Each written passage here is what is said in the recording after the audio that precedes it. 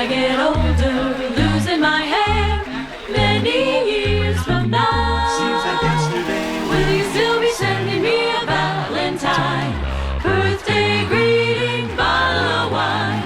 If I've been out till 2:45, would you lock the door? No. Will you still need me? Will you still feed me when I'm 64? Miss December at 77 is the youngest of the so-called Courthouse Girls. The others range in age between 81 and 94. They've become such celebrities that when they unveiled their calendar in the community center of their small Indiana town, people stood in a line that stretched outside to the sidewalk just to get their autographs. I think it's a wonderful project. And they're all mighty fine women. I'll guarantee you that. Pretty good looking too, aren't they? They are. They're basically good looking. Look for the bare necessities, the simple bare necessities. Forget about your worries and your strife. I mean those bare necessities. That's why a bear can rest at ease with just the bare necessities of life. With just the bare necessities of life.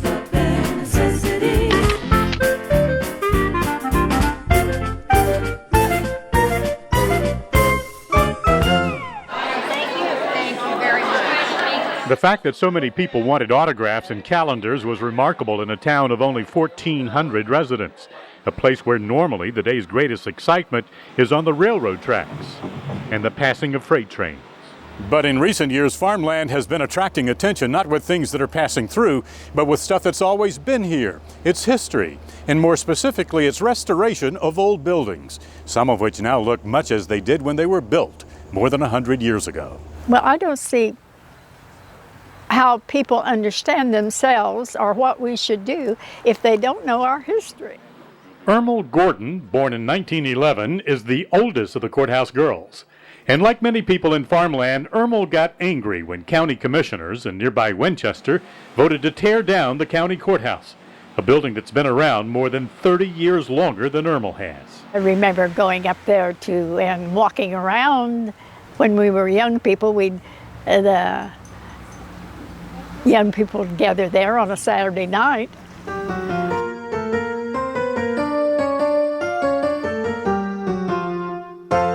The Courthouse Girls remember a lot of things most of us have seen only in pictures. They experienced firsthand the great changes of the 20th century. Almost half of them are in this one photograph taken in the first year of Franklin Roosevelt's administration, when they started their bridge club. Their families have lived in Randolph County for as many as 6 generations. And they say all that history is what motivated them to pose for those suggestive photos, even though much of the suggesting is an illusion. Well, we were using the courthouses, you know. To make it more seductive is what you were trying to do, right? No, we think we were covering up a few things. Keep going and you might get the right word. But not everyone in farmland is laughing. Just outside of town, Judy Wright and her husband Mac, a retired farmer, fear all the hype over the Courthouse Girls is harming their community. Judy co-wrote a book about the history of farmland just a couple of years ago, and she wants to preserve the town's values as well as its past. Are you embarrassed? Yes, I am. I am embarrassed. Our grandchildren were here now. If they found that calendar in our house and looked through it, now what kind of an impression is that going to make? And I say, yeah, it's for the town, for a good cause. I don't think so. Well-behaved women don't drink shots and beers. That's why well-behaved women pour us all to tears. The Courthouse Girls deny that they're doing any of this for personal attention, but personal attention is what they're getting, including what could be national exposure in a documentary one of their daughters is making.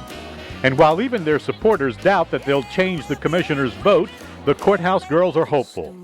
And besides, it's a good way to pass some time between those trains.